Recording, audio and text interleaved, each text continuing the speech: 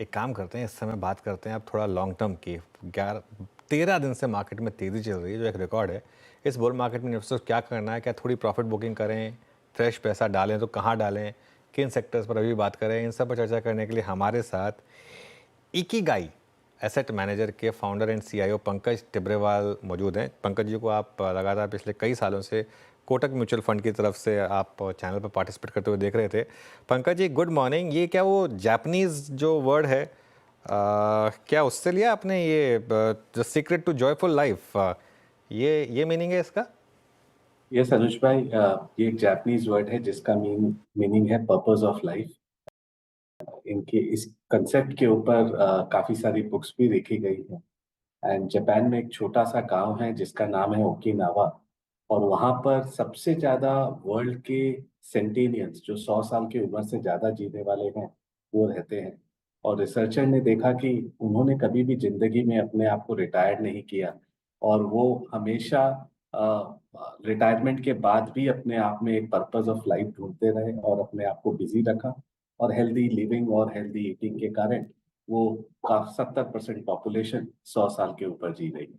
तो यही एक अपना पर्पस है कि कंपाउंडिंग करते चलो इन्वेस्टर्स का वेल्थ ओवर लॉन्गर पीरियड्स, जो मैंने 22 साल तक किया है। और आगे नेक्स्ट 20 25 30 साल जो भी हो। ओके, चलिए। ओकिनावा, एक बार जापान जाना जरूर है। वैसे मैं गया नहीं हूँ आज तक कभी, लेकिन आई थिंक जितना सुनता हूँ ना उतना मन करता है कि अगली बार, अब अगली हॉलीडे जापान में की जाए।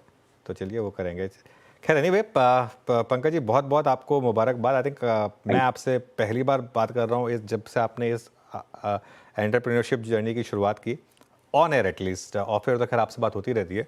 अब इस समय मार्केट में आपका क्या व्यू बन रहा है इस समय, पंकज जी? क्योंकि एक ऐसा टाइम आपने शुरुआत की है जहां पर मार्केट पीक बुल रन पे है, रिटेल का पैसा ज़बरदस्त आ रहा है, मार्केट की वैल्यूएशन शायद थोड़ी महंगी हो गई है, मिड और स्मॉल कैप में एक बहुत ज़बरदस्त वन वे तेज़ी है। ऐसे में आप किस तरीके से रिस्क रिवॉर्ड को भाप रहे हैं? अनुज भाई, अगर आप देखो तो इस मार्केट में गलतियां होने की संभावना ज्यादा है। एंड अगर मैं 3 भागों को मार्केट में डिवाइड करूं जिसका हमेशा त्रिवेणी संगम होता है, एक होता है फंडामेंटल, एक होता है फ्लो और एक होता है सेंटिमेंट। हम तीनों को इंडिविजुअली एड्रेस करते हैं। पहला, अगर हम फंडामेंटल में देखें तो लास्ट 5 साल में निफ्टी की अर्निंग्स ग्रोथ करीबन 20% की रही। और अगर आप मार्केट का भी रिटर्न देखो तो वो 20 22% के आसपास रहा है। एंड क्लियरली लॉन्गर टर्म में हम जानते हैं कि stocks prices are slave of earnings, मतलब जो अर्निंग ग्रोथ होगी, मुनाफा में जो बढ़ोतरी होगा वही आपको स्टॉक प्राइस में रिफ्लेक्ट करेगा। और क्लियरली 5 साल में ये हुआ। लेकिन इस बार हमें लग रहा है, जो पहली तिमाही के नतीजे आए, कि कॉर्पोरेट इंडिया का मुनाफा में स्लो डाउन स्टार्ट हुआ। और ये इसलिए क्योंकि मार्जिन जो हमने बहुत लास्ट 2 साल से कंट्रोल करके एक्सपैंड किया था, अब कहीं ना कहीं वहां पर टॉप आउट हो रहा है मार्जिन ट्रेजेक्टरी। और उसके कारण मुनाफे में ग्रोथ सिंगल डिजिट पर है। इस बार एनएसई 500 कंपनियों का अगर आप नतीजा देखो तो हेडलाइन बेसिस पर मुनाफे खाली 7% से बढ़े। और इस तिमाही में भी हम देखें तो दूसरी तिमाही में अभी तक जो संकेत है कि ये तिमाही भी सबड्यूड रहने वाला है। इसमें भी कोई बड़ी ग्रोथ नहीं आएगी और पूरा फोकस सेकेंड हाफ की तरफ है कि जहां फेस्टिविटी सीजन एंड बेस आपके फेवर में होगा। तो ये फंडामेंटली अगर आप देखें तो जो मार्केट में रैली आई उसे अब हम कोप अप नहीं कर पा रहे हैं। और कहीं ना कहीं ये एक चिंता का विषय है। सेकंड, अगर हम फ्लो में देखें तो क्लियरली डोमेस्टिक घरेलू इन्वेस्टर्स काफी स्ट्रांग रहे। 4 साल में उन्होंने $100 बिलियन, मतलब 8.5 9 लाख करोड़ रुपया डाल दिया है। और खाली एक ही चीज इसमें चिंताजनक है कि जो लास्ट 3 साल म्यूचुअल फंड में जुड़े हैं 50% इन्वेस्टर्स, उन्होंने लास्ट 3 साल में ही म्यूचुअल फंड में एंट्री की है। उसके पहले का अनुभव नहीं है और उन्होंने एक तरफा तेजी देखी है।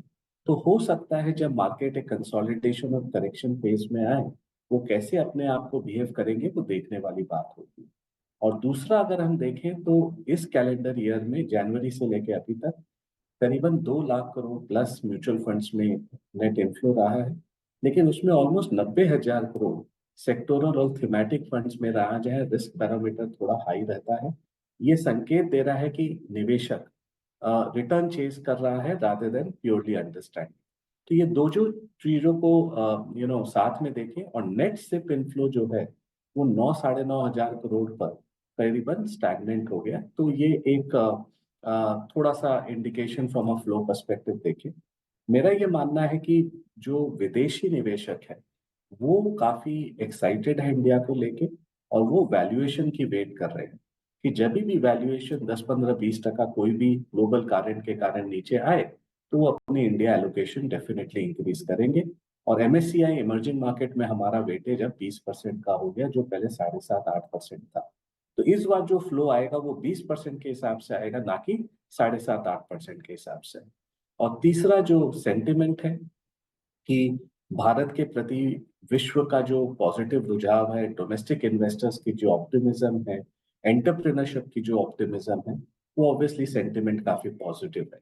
सो नियर टर्म में हो सकता है कि हम उतार चढ़ाव देखें, बट एक कोई बड़ी क्रैश की उम्मीद नहीं है। और हमें लगता है यहाँ से नेक्स्ट 18 महीने में मार्केट थोड़ा स्टॉक पिकर्स मार्केट हो जाएगा। ब्रेथ नेगेट थोड़ा सा नैरो होता जा रहा है, ऑलरेडी हमें दिख रहा है। और कई स्टॉक्स अगर आप देखें, रेलवेज, डिफेंस, जहां एग्जॉर्बिटेंट वैल्यूएशन प्राइसिंग हो गई थी, जब अगस्त में मार्केट करेक्ट किया उसके बाद वो 20-25% डाउन है, वो भाव वापस नहीं आए हैं। तो क्लियरली कई सेक्टर्स को अवॉइड करना चाहिए जहां एक्सेसिव वैल्यूएशन पॉकेट्स हैं, और कई सेक्टर्स जहां पर इंक्रीमेंटल पॉजिटिव चेंज है, जैसे हमें लग रहा है फार्मा काफी 1-1.5 साल से अच्छा कि आने वाले नेक्स्ट 6-12 महीने भी ठीक लग रहे हैं। आईटी सेक्टर, कंजम्पशन, और आपने एक स्टार्टिंग ऑफ द शो के पहले बात की थी केमिकल्स। तो क्लियरली केमिकल एक सेक्टर दिख रहा है जहां मैंने कोटक म्यूचुअल फंड में हम पहले निवेशक थे 6-7 साल पहले केमिकल सेक्टर में। हमें लग रहा है कि काफी सारी जो एक्सपेक्टेशन है वो लोअर डाउन हो गई है, और अर्ली संकेत दिखने लगा है कि सेकेंड हाफ में केमिकल सेक्टर में काफी स्ट्रॉन्ग डिमांड मोमेंटम आना चाहिए। तो ये एक कॉन्ट्राबैट की तरह ये सेक्टर को भी आप देख सकते हैं। तो ये हमारा रुझाव रहेगा ओवरऑल सेक्टर्स के प्रति। ओके। मीनवाइल एक बार जरा आप बजाज फाइनेंस का चार्ट देखते हैं, आई थिंक 3 दिन पहले हमने स्पॉटलाइट में इसकी चर्चा की थी, और शानदार मूव्स रहे हैं वहाँ से। आई थिंक 5% के करीब ये स्टॉक चल चुका है। पंकज भाई, एक चीज़ जो मार्केट में इस समय विजिबल है कि बैंक्स के मुकाबले all of a sudden NBFCs में बहुत शानदार मूव आ रहे हैं, बैंक्स अभी भी नहीं चल रहे हैं। ऐसा क्यों हो रहा है आपके हिसाब से?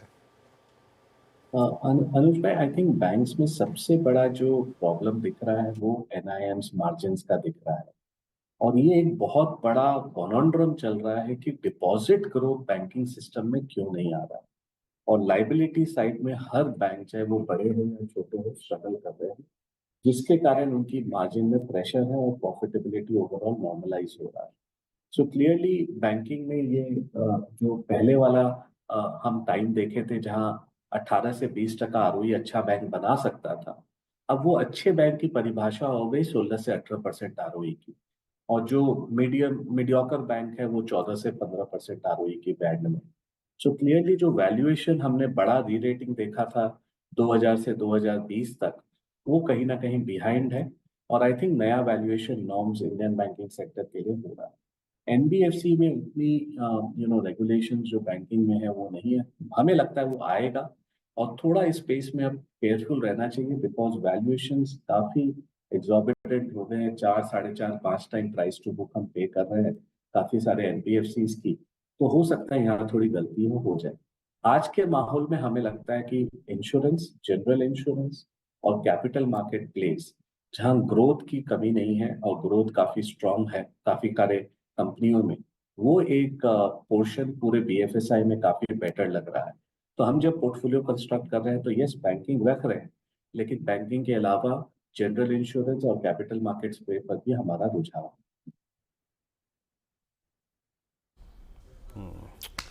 चलिए, अच्छा एक बार ज़रा पंकज जी को फुल फ्रेम में दिखाइएगा। और पंकज जी को मैं यहाँ पे अपनी स्क्रीन पे फुल फ्रेम में देख पा रहा हूँ, तो बैकग्राउंड बहुत शानदार है। बुद्ध की प्रतिमा है वहाँ पे, सरस्वती हैं और बुल, तो एक बहुत ही शानदार कॉम्बिनेशन है यहाँ पे आपके बैकग्राउंड में पंकज जी।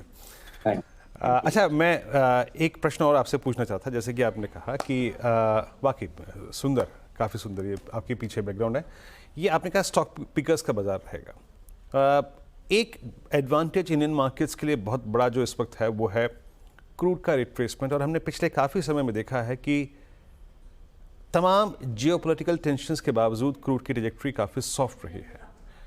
ऐसे में चाहे वो पिडिलाइट हो, चाहे वो एशियन पेंट्स हो, क्रूड डेरिवेटिव्स वाली कंपनियां, या फिर एविएशन तो पहले ही काफ़ी चल चुका है, इन पर आपका व्यू क्या है इस वक्त? तो वीरेंद्र जी, एक छोटा सा डेटा पॉइंट आप लोग के साथ शेयर करता हूँ। 160 साल की हिस्ट्री देख रहा था और आज कल रात में मैंने ट्वीट भी किया है। अगर आप देखें तो गोल्ड और क्रूड का एक रिलेशन है, और नॉर्मली ये देखा गया है कि 19 आउंस ऑफ गोल्ड एक बैरल ऑफ क्रूड के हिसाब से खरीदा जाता है। ये रेशियो आज के दिन 30 हो गया है। इसका मतलब सोने का भाव बढ़ा है, लेकिन कच्चे तेल की दाम में बढ़ोतरी नहीं हुई है। और हमारा मानना है कि ये हर बार कोई ना कोई कारण के कारण मीन रिवर्ट करता है। तो ये जब आज के दिन 30 आउंस है, जो एवरेज में 160 साल की एवरेज है 19 आउंस, तो अगर ये मीन रिवर्ट करता है तो तीन संभावना हो सकती है। या कच्चे तेल का दाम 125-30 डॉलर हो जाए, सोना वहां का वहीं रहे, या सोना 1800-1900 डॉलर हो जाए, कच्चे तेल का दाम वहीं रहे, या दोनों का कॉम्बिनेशन जहां सोना थोड़ा गिरे, कच्चे तेल का दाम बढ़े। सो हमें लग रहा है कि ये सारे ईएसजी सारे चीजों के बाद भी आज क्रूड $80 पर बनाए हुए हैं। और थोड़ा जियोपॉलिटिक्स को देखते हुए हमें लग रहा है कि आने वाले नेक्स्ट 12 महीने में एक आउटसाइड रिस्क आपको इंडियन मार्केट और कंपनीज में ये देखना चाहिए कि क्या ये तेल 80 से $100 कोई भी कारण हो सकता है क्या। अगर ये हुआ तो कहीं ना कहीं अपने जो करंट अकाउंट है और बाकी चीजों में थोड़ी सी प्रॉब्लम आ सकती है। बट ये गोल्ड और क्रूड का जो कॉम्बिनेशन है, ये एक बहुत पावरफुल कॉम्बिनेशन है पास्ट। तो इस पर आप ध्यान रखिएगा। ओके, चलिए, तो यहाँ पे आपने एक संभावना जताई है क्रूड को लेकर, और अगर ये ट्रेजेक्ट्री से क्रूड में काफ़ी स्ट्रॉन्ग पुल बैक आता है तो आई थिंक इन कंपनियों पे क्या व्यू रखना है ये भी आपने सुना अभी पंकज जी के मंडल से। अच्छा, एक स्पेस पे और आते हैं जिस पर मैं आपका टेक जानना चाहूँगा। ये रिटेल स्पेस, और रिटेल स्पेस ने अच्छा पैसा बना के दिया। ट्रेंट इस बात का एक बहुत ही जीता जाता उदाहरण है, और उसमें भी अगर आपका जो स्टॉक सिलेक्शन काफ़ी शानदार रहा हो, आपने हाई वैल्यूएशंस पे भी अगर आपके कन्विक्शन में कमी ना आई हो तो आपने पैसा बनाया है। और इसका एक बड़ा अच्छा उदाहरण ABFRL versus I think Trent है। इस स्पेस पे आपका टेक यहाँ पर? सुरेंद्र भाई जी, आप देखें कि ये स्पेस ग्लोबली बहुत वैल्यू क्रिएशन स्पेस है, राइट। चाहे वो ऑनलाइन हो या ऑफलाइन हो। और वर्ल्ड में तीन बड़े रिटेलर्स हैं जो अलग अलग मॉडल में बहुत सक्सेसफुल रहे हैं। एक है प्राइमार्क। अगर आप कभी भी यूके जाओ या यूरोप में जाओ तो आप प्राइमार्क देखो। वो एक वैल्यू रिटेलिंग का सबसे बड़ा एग्जाम्पल है, जो इतने कम भावों में चीजें बेचता है। वहां लोग लाइन लगा के स्टोर के अंदर घुसते हैं। तो या तो आप देखोगे लुई विटॉन या बर्बरी के शोरूम में लाइन लगती है जो एकदम हाई एंड प्रीमियम है, या प्राइमा के शोरूम में लाइन लगती है क्योंकि एकदम वो लो एंड और बेस्ट प्राइस में आपको सामान देता है। सेकंड है एक मॉडल जो फैशनेबल मॉडल है जिसे हम जारा कहते हैं। और जारा को अगर आप ग्लोबली देखो तो ये अनदर एक सक्सेसफुल मॉडल है। और तीसरा है जापान का यूनिक्लो, जो high premium and casual wear बेचता है लेकिन बहुत सक्सेसफुल है अपने आप में। इंडिया में अगर देखें तो ऐसा मतलब एक दो रिटेलर या पांच रिटेलर की संभावना है, बिकॉज इतनी बड़ी मार्केट है। और हमें लगता है कि जो कंपनी की आपने चर्चा की है, उन्होंने एग्जीक्यूशन सबको हैरान और सबको पॉजिटिवली सरप्राइज कर दिया है। तो ये क्लियरली स्पेस है जहां पर आप अगर यूथ के साथ मिलके मतलब आप उनके फोरकास्ट को समझ पाओ तो आप ठीक करोगे। और जूडियोस एक बहुत ही सक्सेसफुल फॉर्मेट रहा है जो इंडिया ने पहले कभी नहीं देखा।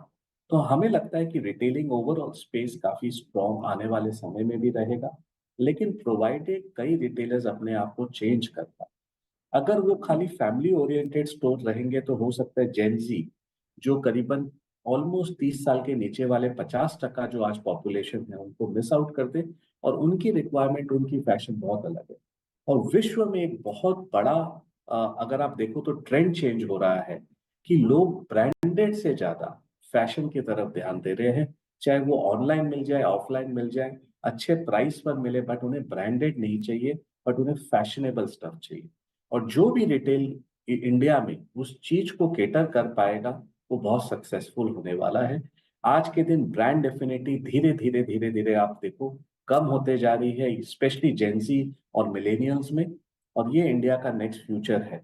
सो कोई भी कंपनी अगर प्राइवेट लेबल्स में, अच्छे लेबल्स में, अच्छे काम पर, अच्छे दाम पर अच्छी चीजें क्वालिटी दे पाए, आई थिंक वो काफी स्ट्रांग रहेगी। एक अनलिस्टेड कंपनी है जो काफी बेहतरीन प्रदर्शन कर रहा है जब हम ग्राउंड का फीडबैक लेते हैं, उसका नाम है स्टाइल यूनियन। करीबन 70-80 दुकानें उन्होंने साउथ इंडिया में खोल ली है। कभी भी उन्होंने रेड कार्ड मतलब सेल नहीं लगाया, और उनकी असॉर्टमेंट और उनके प्राइस काफी स्ट्रांग पॉइंट्स पर है। जब भी हम कंपटीशन से बात करते हैं तो उनकी चर्चा जरूर होती है। छोटी है, लेकिन आने वाले समय में जब भी लिस्ट होगी तो देखने लायक होगा कि ये क्या प्रोग्रेस करती है कंपनियां। सो ओवरऑल ये स्पेस काफी एक्साइटिंग स्पेस है, बट राइट बेट्स पर अपने को करना होगा, जो कंपनियां जो मैंने आपको बताया ट्रेंड चेंज के साथ चले। अच्छा, सिंस छोटे स्टॉक्स की बात हुई, एसएमई स्टॉक्स में इस समय जो चल रहा है उस पर आपका क्या विचार है, और क्या आप खुद इन्वेस्टमेंट कर रहे हैं कुछ एसएमई स्टॉक्स में? अनुज भाई, ये स्पेस बहुत एग्जुबरेंट है, और मैं आपके दर्शकों को ये बोलना चाहूंगा कि गलतियां होने की संभावना जो मैं बोल रहा था वो एक स्पेस में बहुत ज्यादा है। लास्ट 10 साल में ये इंडेक्स विश्व का सबसे बेस्ट परफॉर्मिंग इंडेक्स है, जिसमें 66%, 67% CAGR मिला, और इस इंडेक्स का भाव 1 लाख करोड़, 1 लाख के ऊपर का इंडेक्स चला गया है। सो क्लियरली ये स्पेस में हमने देखा, जो सोशल मीडिया में चल रहा था कि एक यामाहा का डीलर जिनके 8 एम्प्लॉय, 2 शोरूम, 5,000 करोड़ की बिडिंग, ये क्लियरली दिखा रहा है कि एक्सुबरेंस, एक्सेसेस, ग्रीड, जो आप नाम ले लें, ये इस सेगमेंट में हो रहा है।